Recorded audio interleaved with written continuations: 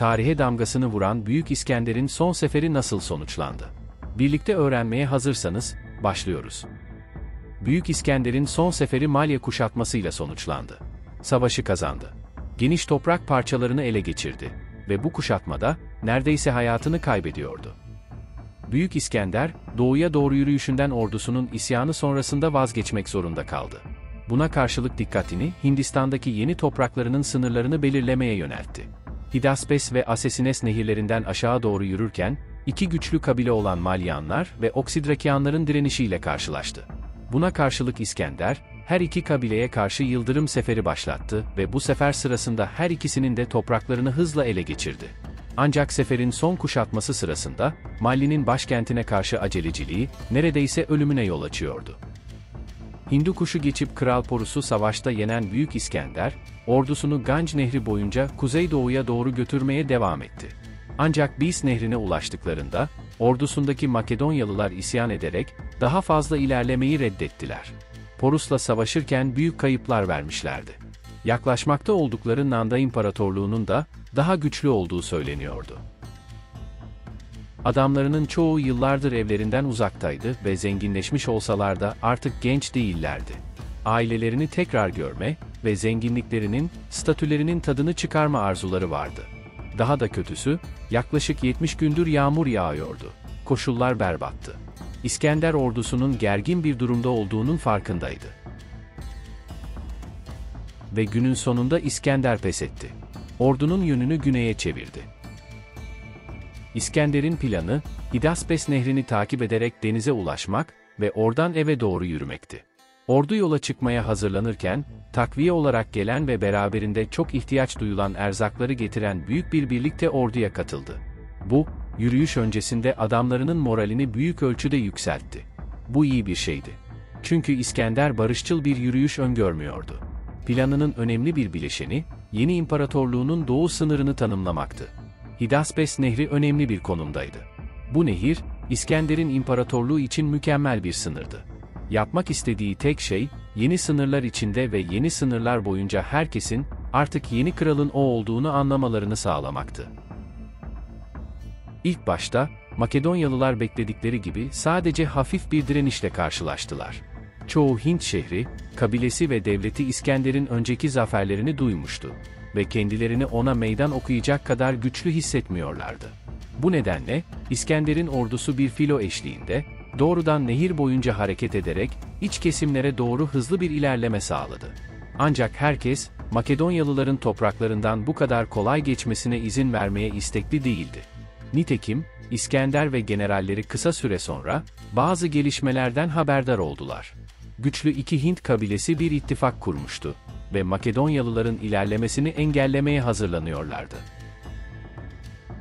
Bu kabileler, Hidaspes, Asesines ve Hidraotis nehirlerinin birleştiği yerde yaşayan Malyanlar ve Oksidrakianlardı. Günümüzde bu nehirler Çelum, Çenab ve Ravi nehirleri olarak bilinmektedir ve Malyanların başkenti modern Multan şehridir. Bu kabilelere verilen isimler, Yunan kaynaklarından geldiği için kim oldukları hakkında fazla bir şey bilmiyoruz. Ancak bilinen şey, Malyanlar ve Oksidrakianların zorlu bir güç oldukları. Bu iki kabile geçmişte düşmandılar. Ancak görünen o ki, Makedonyalılarla savaşmak için düşmanlıklarını bir kenara bırakma ihtiyacı hissettiler.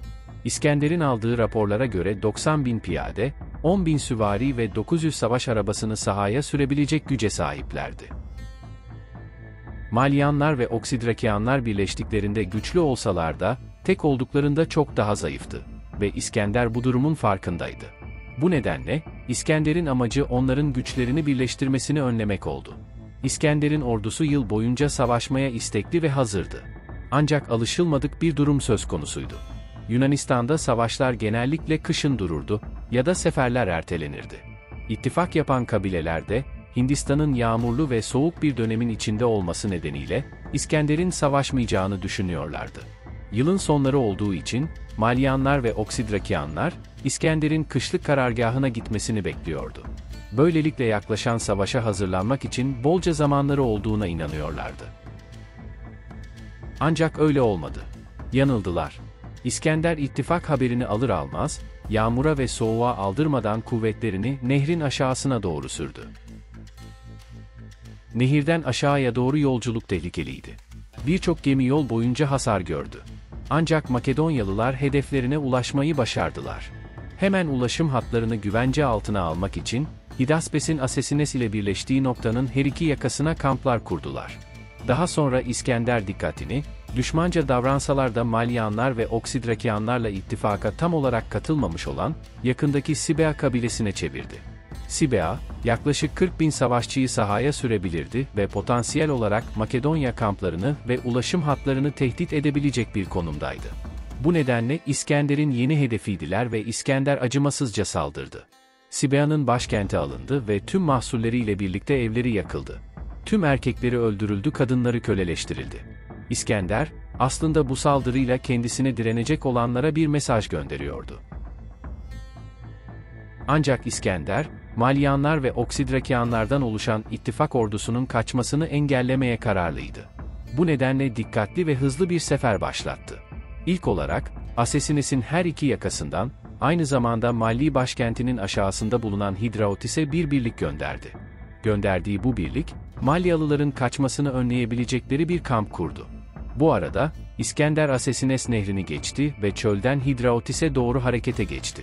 Malyalılar hiç beklemedikleri bu duruma hazırlıksız yakalandılar. Ve güneye doğru kaçtılar. Bu sırada ikinci bir kuvvet, kaçmayı başaran herkesi yakalamak ve yok etmek için takibe başladı. Bu hızlı saldırıyla Malyanlar ve Oksidrakianlar arasındaki ittifak, tam anlamıyla çöktü. Kendilerine kimin liderlik edeceğine veya ne yapacaklarına karar veremediler. Sonunda güvenlikleri için kalelerine çekilmek zorunda kaldılar. Kot Kamalya şehrine ulaşan İskender, kuvvetlerini tekrar böldü.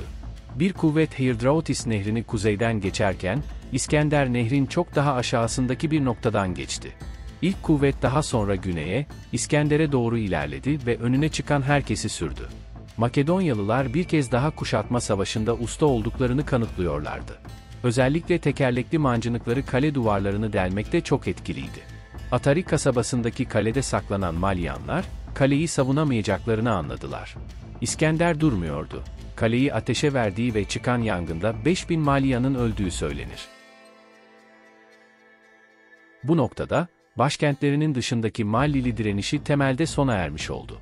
Yine de, İskender iki komutanını, kaçanları bulmaları için ormanları, çölleri ve bataklıkları taramaları için gönderdi. Kalede direnmeye çalışan herkes kılıçtan geçirildi. Bu arada Malliler, başkentleri Multan şehrini savunmak için güçlerini toplamıştı. Bu güç İskender'in adamları için bir korku nesnesi haline geliyordu ve İskender bunu fark etti.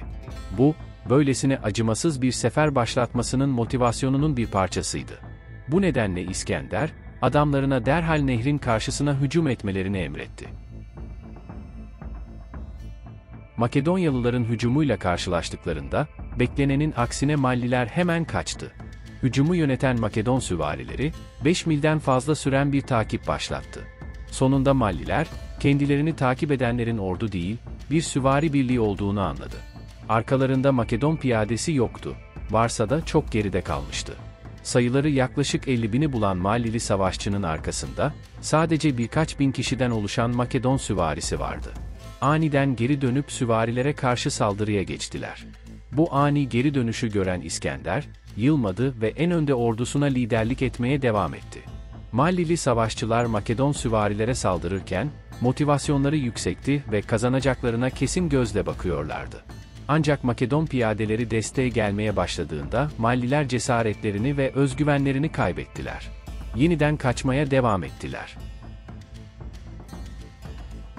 Adamlarını dinlendirdikten sonra İskender, başkent Malli'yi kuşatmaya başladı.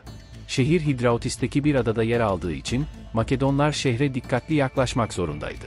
Makedonlar yaklaştığında Malliler güvenli bölgeye çekildi. Bu bölgeyi çok korunaklı bir duvarla çevirmiş olsalar da, görünüşe göre bazı noktalar zayıftı. Makedonlar bu zayıf noktaları çözdüler ve savunmayı hızla açtılar. Buna karşılık, Malliler, savunmanın iç kısmına çekilerek direnmeye devam etti. İskender'i durdurmak imkansızdı. Askerlerine duvarlar çökene kadar durmamalarını emretti. Kuşatmanın ilerleyişi hızlı ve belki de düzensizdi. İskender kuşatmaya, şehri çevrelemek için ordusunu iki kola bölerek başlamıştı. Böylelikle hem kimse kaçamayacak, hem de direnişçiler bir noktada yoğunlaşamayacaktı. Plan işliyordu ancak İskender, ikiye ayrılan ordunun birbiriyle iletişimini ve koordinasyonunu sağlayamıyordu.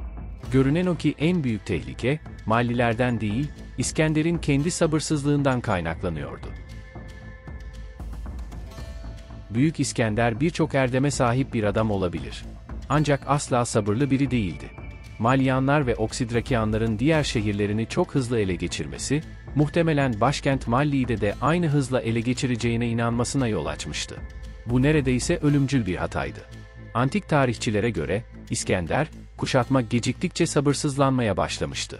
Bu aslında ilginç bir durum, çünkü daha önce çok daha uzun kuşatmalara katılmıştı ve bu kuşatmalarda sonuca ulaşması haftalar, hatta aylar almıştı. Nitekim bazı araştırmacılar, İskender'i bu kadar sinirlendiren şeyin, kuşatmanın gecikmesi değil, gevşeyen adamlarının isteksiz mücadelesi olduğunu düşünüyor. Durum ne olursa olsun, İskender cesurca bir eylemde bulunmaya karar verdi. Kuşatma merdivenlerinden birine tutunarak surlara tırmandı. Olan biteni fark eden diğer Makedonyalılar da onu takip etmeye çalıştılar, ancak merdivenler ağırlığa dayanamayarak çöktü. Surlarda mücadele eden İskender'e sadece 2 asker katılabildi. Malliler İskender'in kim olduğunu anlayınca onu öldürmeye çalıştılar. Makedonyalılar İskender'e seslendiler ve surlardan aşağıya atlaması için yalvardılar. İskender surlardan atladı. Atladı ancak, askerlerinin yanına değil, iç avluya atladı. Avluda, İskender ve 2 askeri Malliler tarafından saldırıya uğradı. İskender bir Malli komutanını öldürmeyi başardı. Ancak, akciğerine bir ok isabet etti ve yere düştü. İskender'in o zamana kadarki en ciddi yaralanması muhtemelen budur. Kaynaklara göre bu yara ciddi görünmektedir. Antik yazarlardan Arrian, ok zırhını delmiş ve göğsünün üstünden vücuduna girmiştir derken, Curtius, yara aldığında kalın bir kan fışkırdığını eklemiştir. Curtius'a göre, tıbbi müdahale için çadırına götürüldüğünde, doktorlar, okun ucunu çıkarmadan vücuduna saplandığı yerden kesmişlerdir. Çentikli okucunun açtığı yara zamanla genişlemiştir.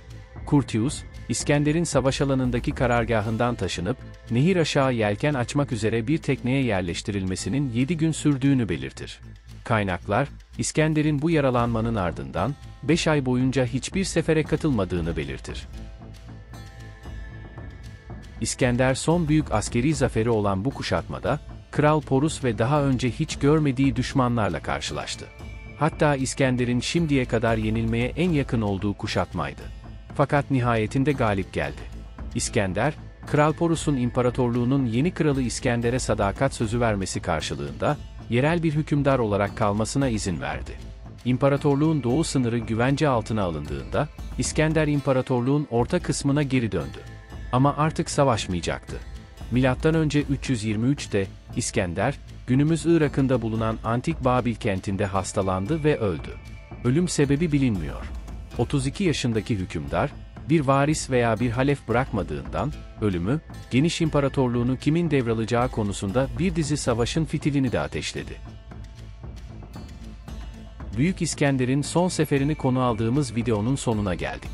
Yeni konularla yeni videolarda tekrar görüşmek dileğiyle, esen kalın.